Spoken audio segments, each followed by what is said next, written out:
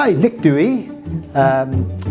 Ces i geni a fagu yn Casnewydd a dwi'n 65 oed.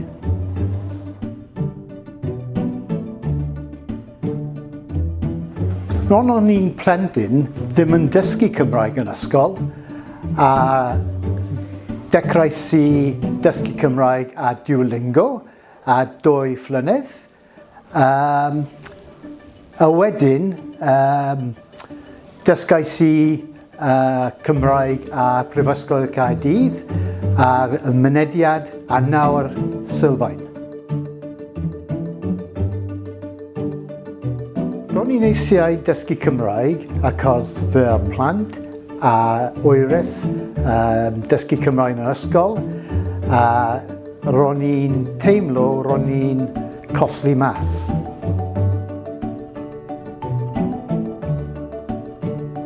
Dwi'n ceisio defnyddio bob gyfle y mafy fy Cymraeg fel gwrando ar Radio Cymru, ar gwylio S4C ar y rygbi, gwrando ar llyfr sain a'r siarad â ffrind.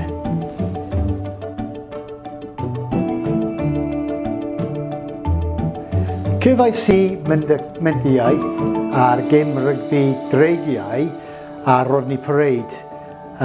Roedd diddordeb gyda fi yn dod o swyddfa'r y dysgu mwy.